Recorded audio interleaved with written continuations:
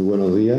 Muchísimas gracias a Antonio en especial por permitirnos disfrutar de esta jornada de hoy. Y gracias a mi compañero también por su intervención. Bien, yo les voy a traer una perspectiva castrense, una perspectiva militar del uso de la moda como jerarquización, como distinción en la imagen, en la representación de la soldadesca, ¿no?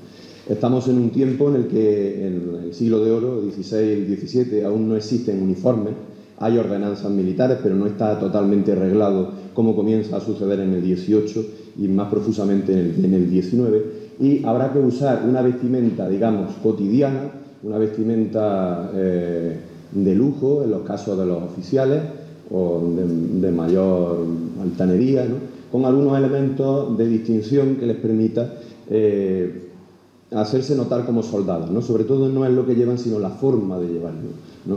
Y principalmente, pues, el uso de las armas.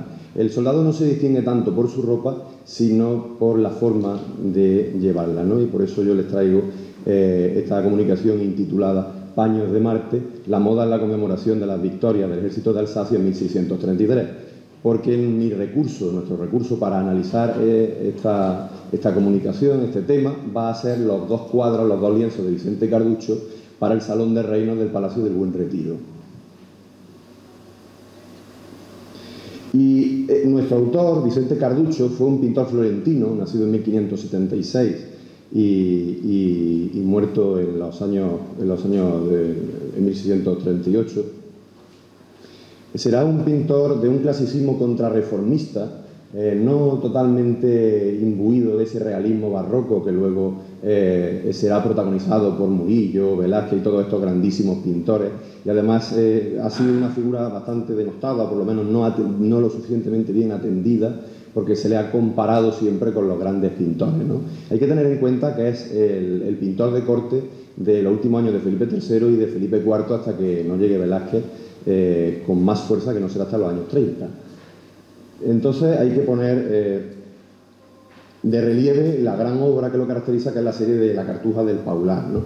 Lo que me interesa no es el análisis místico de la historia de los cartujos, sino que es un pintor que precisamente va a saber representar muy bien historias, ¿no?, ciclos, acontecimientos, conjuntos de sucesos. Por eso, a la hora de efectuar esos cuadros del Salón de Reinos del Buen Retiro, que es un programa político, militar, marcial, el pintor por excelencia va a ser Carducho, porque es el único capaz de efectuar esos 54 lienzos para el monasterio del Paular, de los cartujos, y reflejar, pues, los martirios, las fundaciones de San Bruno y de San Hugo.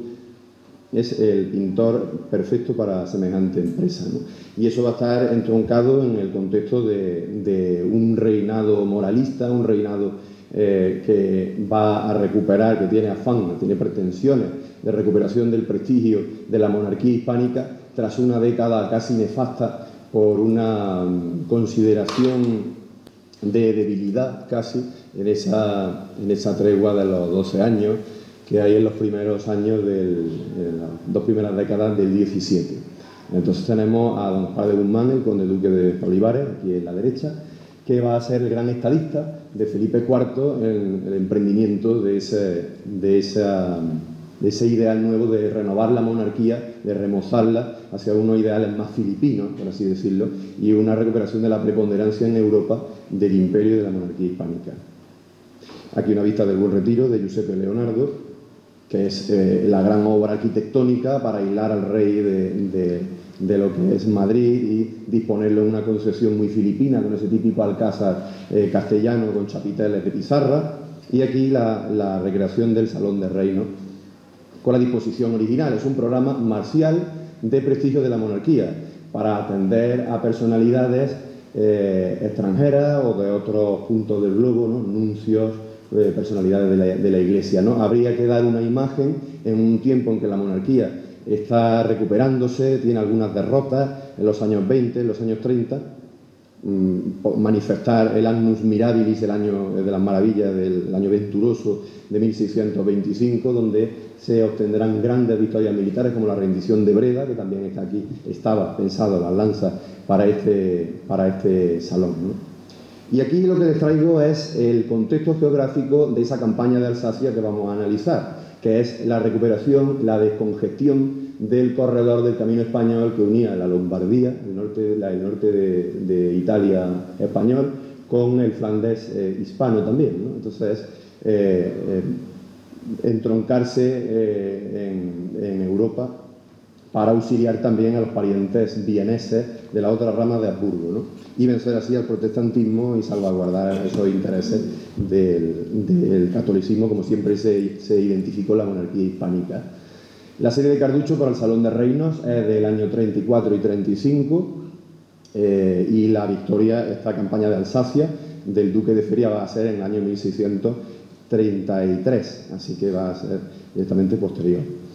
Son 3 los lienzos de Carducho para el Salón de Reinos, uno con la victoria de Fleurus, aquí con un paisano, con el conde de Cabra, Gonzalo Fernández de Córdoba, en esa victoria en 1622, luego pintado en el 34, y los 2 que nos interesan a cargo de don Gómez IV Suárez de Figueroa y Córdoba, que es este general que tenemos aquí, sobre esta campaña de las ciudades renanas, ¿no?, del Rin, la expugnación de Rheinfelden y el socorro de la plaza de Constanza, ambos en 1633, los últimos meses del año. He aquí dos imágenes del duque de Feria, ¿no?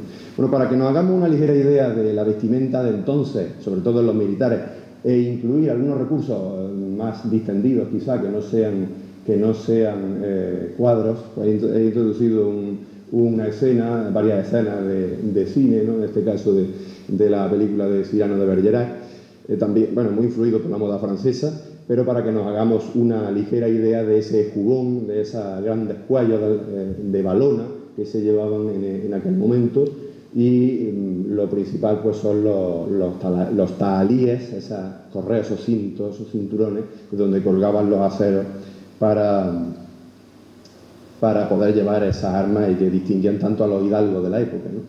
Otro caso aquí, ¿no?, con los cadetes de Gascuña.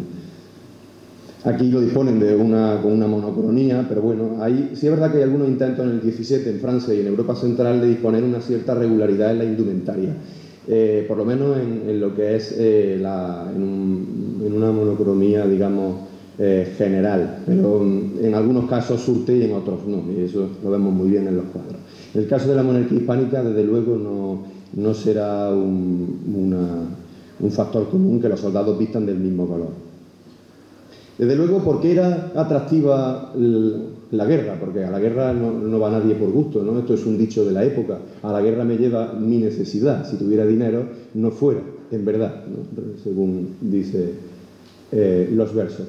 Entonces, pues había oportunidades de saqueo, de abandonar una vida de miseria. Eso sí, una vida de miseria para abrazar otra vida de miseria, ¿no?, puesto que es azaroso, siempre con la muerte en boga. Pero bueno, lo atractivo era que ofrecía oportunidades de saqueo, de botín, de rapiña, entre los cuales, entre estos puntos, pues estaba el poder arramplar con vestimentas o acometer bellaquerías por media Europa sin dar demasiadas explicaciones en un mundo sumergido en una moral controladora, ¿no? Bien, lo que nos interesa aquí es la representación del general, ¿no?, de Feria.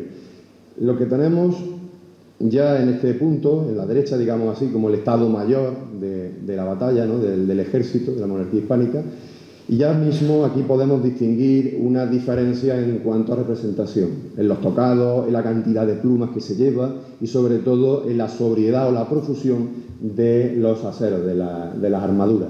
He aquí en el lado izquierdo la armadura del duque de Feria, profusamente decorada con oro sobre el acero, con un fajín verdaderamente fastuoso y que contrasta sobremanera con el maestre de campo, con una sobriedad inmensa que tenemos a su derecha.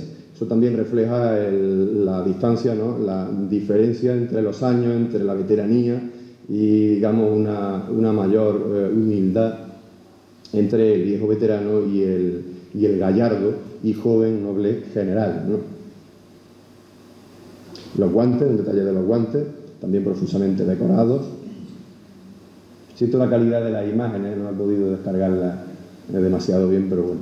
El detalle final del fajín, también con esos flecos. Sí es verdad que como este pintor era de gran preciosismo, pero no consiguió abordar esas formas realistas, y aquí lo vemos muy bien en las botas, que parece que son anatómicas, ¿no? Están muy pegadas a las piernas cuando verdaderamente no se llevaban de esa forma. Y conforme pasa el 17 pues va a ver esas botas en forma de embudo más abiertas, pero interesantes los encajes trilobulados, por así decirlo, mictilíneos, que salen, que asoman entre las botas y esas calzas con estrellas, que va a ser un símbolo del duque de Feria. Lo mismo podemos decir del detalle de las espuelas y el cierre de las mismas. En el socorro de la plaza de Constanza hay una mayor luminosidad en el cuadro, dada también el interés triunfal del mismo, puesto que esa era la plaza que dominaba el lago Constanza, esa zona entre Suiza y Alemania, ¿no? Porque tengamos presente que el camino español, ese camino logístico que unía Lombardía con Flandes, tenía uno de sus pasos en la Valterina, en esos pasos italo-suizos, ¿no? Que el duque de Feria pues tendrá que atravesar desde Lombardía para introducirse en esas primeras ciudades germánicas del Rin. Aquí tenemos es una vestimenta semejante a la anterior, pero con más profusión en todo. Y eso se ve en la armadura y en el fajín, ¿no? Y lo que más me interesa es en las calzas, aquí un detalle del guante que añade unos tonos azules de fondo. Antes era totalmente marrón, ahora contiene esas tonalidades azules.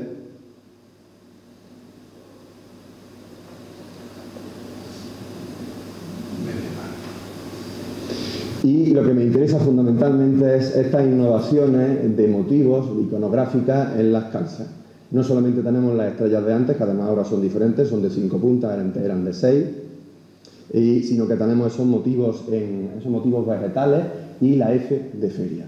La F de Feria, es decir, tenemos una personalización de la indumentaria, que era lógico antes, y más siendo un noble, pues los servicios de los sastres, pero es curioso que se representara de esta forma. Ahora bien, hay que tener claro que estos cuadros son realizados un año después de esas victorias, o 2 años, un año y medio, y puede ser una cuestión ideal. No sabemos si, por supuesto, Feria iba así vestido o no, pero desde luego invita a la reflexión.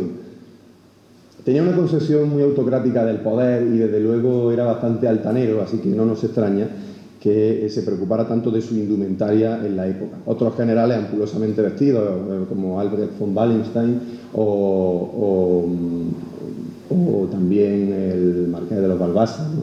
Ambrosio de Spínola, se les conocía por ello, pero no llegaban a tanta exuberancia como vemos aquí. Pero eso hay que conectarlo más con el preciosismo academicista italiano de Carduccio, que no termina de imbuirse de ese realismo del 17, ¿no? Entonces no se preocupa por reflejar una estampa de realismo como si ahora Velázquez las lanza, ¿no? Y ese patetismo más barroco, más del 17, más del 600, que aquí pues no tendremos, ¿no? Porque tenemos una escena bastante ideal. Además lo que más resalta desde el punto de vista militar es que tenemos una concepción muy arcaizante de hacer la guerra. Aquí no hay una evidencia de estrategia ninguna. Tenemos un puente con el ejército sueco protestante al otro lado del río y lo que se ve en la acción es que todo el ejército va a pasar por el puente para hacer frente a las tropas enemigas. Eso es una concepción, aparte de arcaica, errónea de hacer la guerra, ¿no? Porque supondría una mortandad impresionante en llevarlo a la hora de llevarlo a cabo.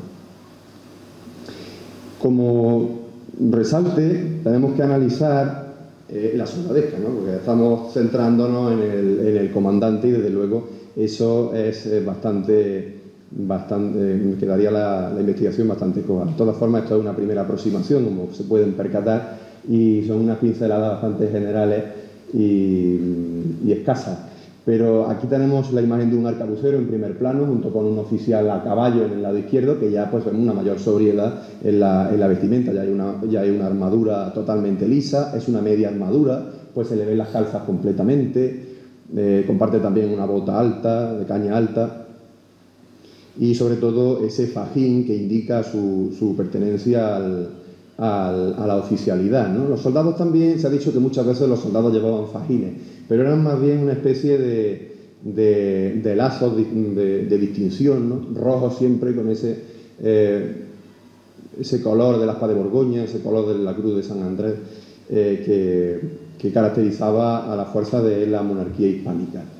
También tenemos en el fondo esa infantería caracterizada por los capotillos, que, para que nos entendamos, es la clásica vestimenta que luego adoptará el romanticismo para los típicos mosqueteros, ¿no? Esos faldones por delante y por detrás que los caracterizarán, esa infantería, esos arcabuceros, esos mosqueteros.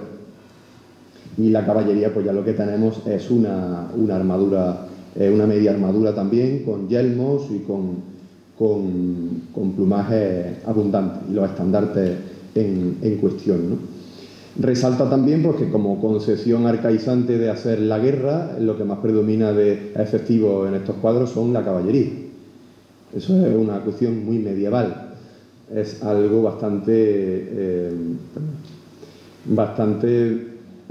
arcaico, puesto que en estos tiempos, ya en el 17, hemos tenido la revolución militar en el 16, hemos tenido la abundancia, el comienzo de uso en masa de la artillería ya a mediados del 17 por estos tiempos, en este contexto de la Guerra de los 30 años, como ha comentado mi colega, y pues sigue extrañando que predomine tanta abundancia de caballería. Y aquí quisiera traerles ya en última instancia esa armadura que se conserva en el Museo del Ejército del Duque de Feria, que es diferente en parte a la de Carducho, pero muy parecida, apenas la diferencia de la disposición longitudinal u horizontal de esas líneas, que en este caso son longitudinales y en el caso anterior eran más motivos vegetales, y la disposición de esas estrellas a lo largo de la coraza o de los faldones de la armadura. Sí es verdad que las calzas no se conservan hoy en día, que veíamos también las estrellas y los motivos vegetales y la F en las calzas, pero lo que se ha conservado en el Museo del Ejército son unos calzones, unas calzas así marrones, o sea que no se corresponden con los del cuadro. Pero bueno, podría ser o no. Desde luego, ¿qué es lo que interesa ya como conclusión?